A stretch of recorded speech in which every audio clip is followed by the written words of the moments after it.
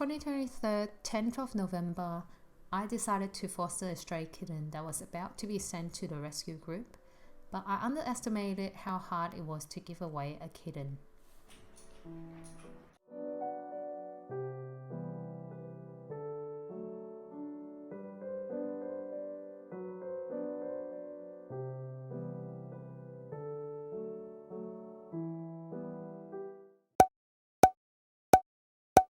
So let's start with how we found this kitten.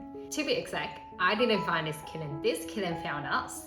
So what happened was my friend found this stray kitten in her office in November 2023, and her house just has no capacity to feed another cat. So she texted me and asked me, hey, do you want another kitten? On top of your 2 cats, do you want another company? And I said, no, absolutely no way I want another cat, because I'm struggling to survive. Realistically, I just have no space in my house to have another cat. Anyhow, I promised her that, okay, I'll reach out to people and I will ask on Facebook and Instagram and see who is interested. Meanwhile, I'll foster this kitten until we found a new owner for him. Sorry guys, I just found it really funny that I only realized my cat was not awake at all when I was filming. Haha. So that day after work, me and my partner, we just went to pick up the kitten, and he looked so beat up at the time. The kitten was really tired and terrified. He would just stay in the corner in the bathroom, and he wouldn't move no matter what we did to him at the beginning. Come here.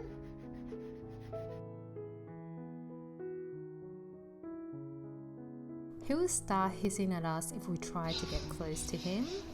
He was definitely starving. We gave him some water and some salmon and some chicken that we prepared for our other 2 cats, and he became less aggressive afterwards. He started to trust us a bit more. Since the kitten had gotten pretty bad cat flu and fleas everywhere, so that night we decided to wipe his eyes and wash his body to get rid of the fleas and the discharge in his eyes. He did pretty well. He did not hiss at us. Instead, he stayed calm during the whole process, and we were very, very proud of him. So we brought him to the vet the next day, got some checkup done, and got him some medicines for his cat flu, and got some treatment done as well for his flea. And we brought him home, and of course he was in isolation because he had cat flu, and we have 2 cats at home, and cat flu is highly contagious among cats. So that is why we can only let him out when he had no symptoms at all. After the vet visit, the kitten appeared to really trust us. From just sitting in the corner to sleeping in a box was such a big sign of improvement that he started trusting the environment.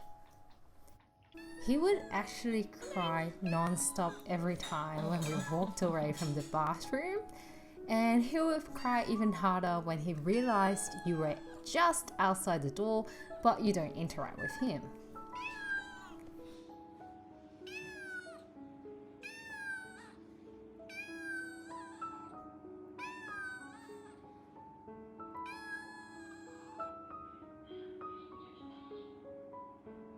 The next few days, he started to play with toys that my friend gave him, and he looked way more energized compared to the first day.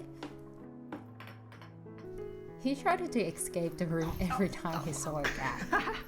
My male cat Dudu, he was just sitting outside the bathroom every day, wishing to play with the kitten. The kitten would finally allow us to pet him, and of course he wanted to sneak out. At the beginning, he was quite gentle when he sneaked out, but then he was just rushed out after a while.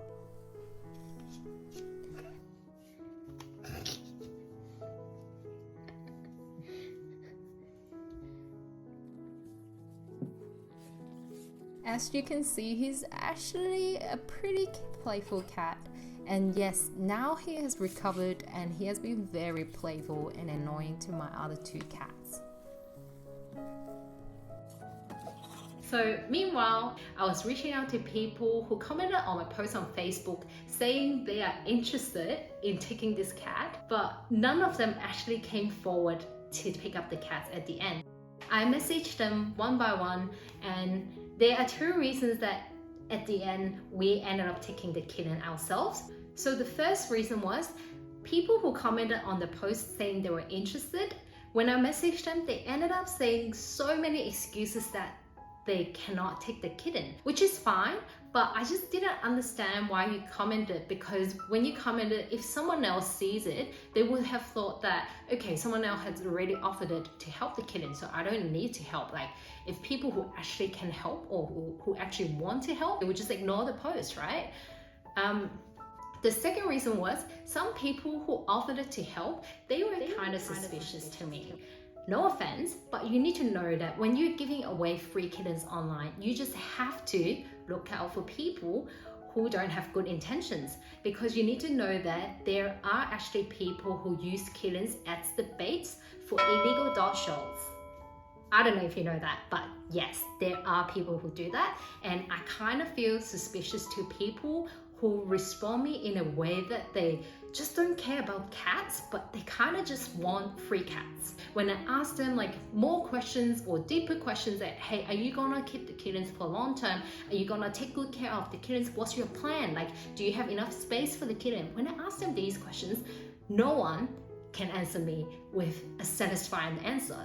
And most of them actually goes to me. These are the two reasons that why I just keep the kitten myself at the end. I just wanted to clarify here that I really did appreciate people who offered it to help, but I guess it was also really exhausting to me that people were ghosting me. I will finish ranting soon, so stay tuned. Once we decided to keep the kitten, of course we need to give him a name. We ended up calling the kitten Boomerang because he kept coming back when my friend put him back to the street from her office, and he kept coming back. So it's kind of like Boomerang. So yeah, that's the reason why his name is Boomerang. It's kind of funny.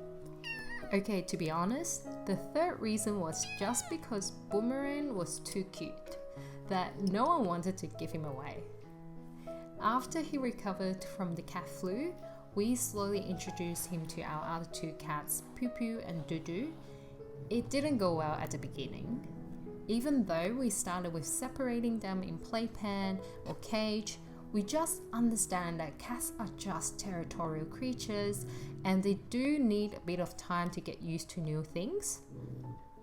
Poo Poo and Dudu were hissing at him a lot. We were pretty worried at the beginning that Boomerang won't be living his best life with us. However, he really didn't care. He eats well. He really enjoys his playtime every day. He would play hide and seek with me, and he just brings a lot of joy and laughter to the family.